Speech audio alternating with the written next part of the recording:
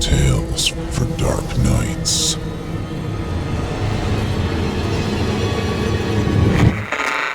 Want to make sure you never miss a Chilling Tales for Dark Nights video again? Be sure to subscribe and hit that bell to turn on notifications. Damn it, he did it again. Nancy shrieked. With Howard J. God as my witness, I'm gonna kill that little jackass one day. Old Crazy Nancy, as she was known on the block, was a recluse who routinely hurled stares at all of her neighbors through eyes so cold they could drop the outdoor temperature by 15 degrees. Phil, also known as Jackass, moved into the neighborhood just a few months prior. Although he quickly integrated himself with the small community, he found no purchase with Nancy. While everyone else was friendly, she barely acknowledged his existence, except for the occasional dress down he got for his leaves blowing into her yard. Good Lord, he often thought, as if I can control the wind. But the one thing that drew her ire was whenever one of his used gum wrappers also landed over there. Phil liked to go for a jog in the afternoon just after work. The jogs helped him to decompress after a stressful day at the insurance office. On these runs, his mouth always dried, so he chewed some gum to keep it moist.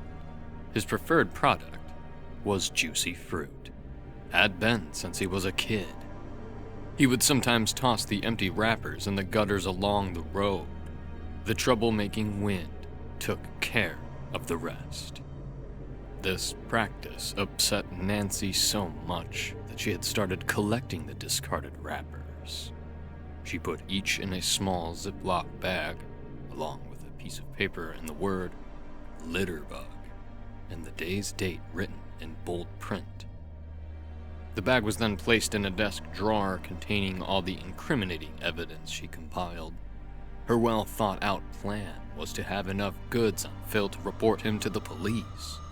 She wasn't sure what the legal ramifications were, but she was holding out hope for a nude public flogging, preferred choice, lethal injection, while sitting in an electric chair, in the rain. Nancy was very particular about the appearance of the neighborhood. She had grown up in a small Norman Rockwell sort of place. Early on, this neighborhood had the same sensible appeal. Plastic covers on all the furniture, a bird bath on every meticulously mown lawn, and an oil painting of Jesus hanging over every mantel. Yeah, baby! Everything had been sunshine and fairy tales around this neck of the woods. But as older residents passed on to glory, their kids unburdened themselves of the piece of real estate they've been bequeathed by selling it to home flippers. The home flippers would come and start working their magic. They'd clean the carpets, slap some fresh paint on the walls, and voila! You had a rental property that catered to people like Jackass, with his stupid juicy fruit wrappers. As the months passed, Nancy became more and more stressed. Annoyance became frustration. Frustration became anger, and anger became a smoldering rage. The grenade in the campfire moment finally came when another one of Phil's gum wrappers blew onto her decorative bushes and lodged itself there, looking like a cheap Christmas ornament. Nancy, who had stepped out to check the mail, noticed it immediately. That's it, jackass. Nancy said through gritted teeth, driven by the indignance that served as a strong tailwind at her back. She marched across her yard, then her next-door neighbor's yard. What a crappy edging job around that sorry flower bed. Then across Phil's yard and up to his front stoop. Nancy stomped up the steps and beat on the door as if it owed her money. There was no answer. I'll fix you, jackass. I'll fix you good, she declared. Nancy went home and retrieved the accursed wrapper from her violated shrub. She entered the cramped kitchen, which had never been updated from its original early 1960s look. She opened the low cabinet door and began spinning the Lazy Susan shelving unit until the box of sandwich bags showed itself.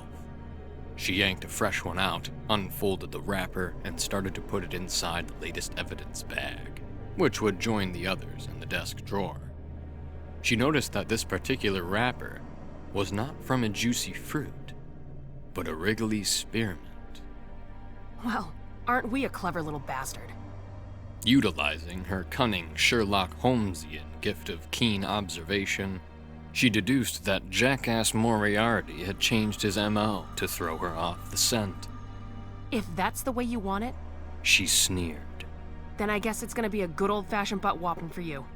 One more wrapper, Mr. Smart Aleck, and I'll shut you down faster than a brothel in the Bible Belt. Despite not having seen Phil out for one of his usual jogs over the last few days, Nancy continued her vigil. She sat in the worn medical lift chair that she turned to face the large picture window that looked out at the street.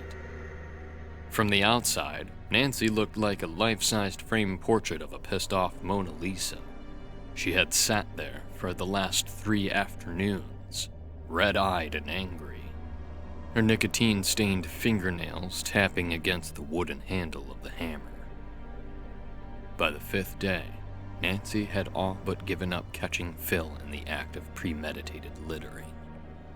She stepped outside on a warm Saturday morning, eager to collect her daily paper at the end of her recently poured asphalt driveway.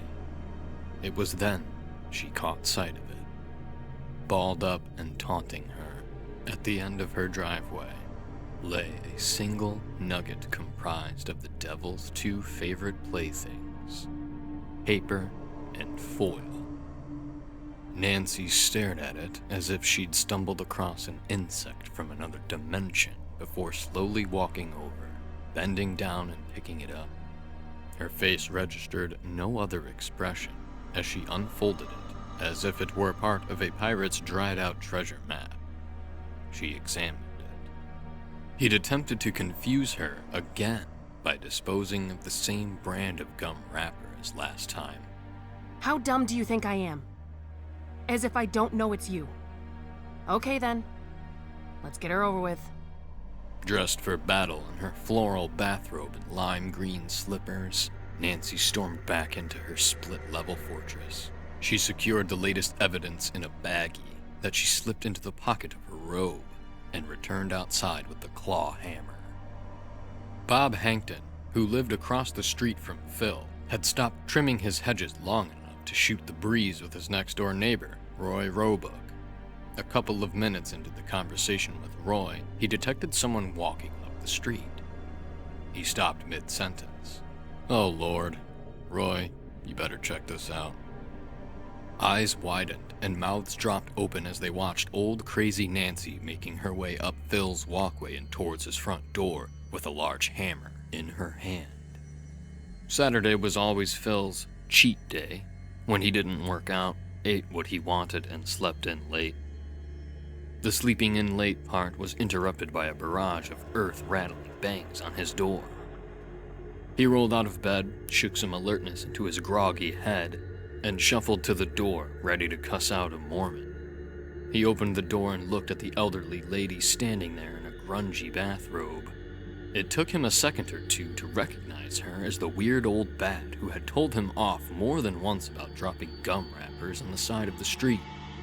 "Look, lady, before you unload on me about the dopey wrappers, you should know," Just so you know, the woman said. this is what you wanted. The first 3 blows with the blunt end of the hammer were enough to render him dead. The next 14 were administered with the claw end of the weapon. Nancy enjoyed the wet, crunchy sounds as she pried and yanked away eye sockets and cheekbones from Phil's unrecognizable skull. It was Bob Hankton who called the police. Roy was too busy puking and hyperventilating to be of much help. When the police arrived, Nancy sat calmly on the curb in front of Phil's house. Her demeanor starkly contrasted the circus that was beginning to swirl around her. The street quickly became lined with additional police cruisers, gawking neighbors, a CSI unit, and an ambulance, though Phil was far past needing it. After reading Nancy her rights, the detective in charge walked a short distance away and lit a cigarette. He was approached by one in the uniforms. She tell you why she did it? The female officer asked the detective. Not yet. She seemed shell-shocked. Mumbled something about her neighbor jogging recently, but the poor guy's been out of town all week, according to the neighborhood watch captain. As the female officer lifted Nancy by her elbow and led her away to the police cruiser, Nancy dropped something. It was a clear bag containing an inner and outer gum wrapper, along with a small piece of white paper with some scribbling. The officer picked it up. What the hell is this? She stuffed the bag into her pants pocket for later inspection by the detectives. Bob and Roy stood on the front edge of Bob's lawn. They watched as the police and coroner's vehicles drove away. "You believe that mess?" Roy asked. "Never in my lifetime," Bob whispered, pulling a pack of chewing gum from his left breast pocket. "Want one?" he asked Roy. "What?" Roy replied. "Gum. Want some? I'm trying to quit smoking again. Gum helps. I just started chewing it last week." "Oh, what flavor is it?" "Wrigley Spearmint. Want one?" "Nah, I'm good." "Suit yourself. Might get the taste of that vomit out of your mouth," Bob advised as he slid a stick of gum into his mouth. Then he twisted the foil and paper wrappers together and tossed them out on the road, where they blew a few doors down, across the street, and into the neighbor's yard.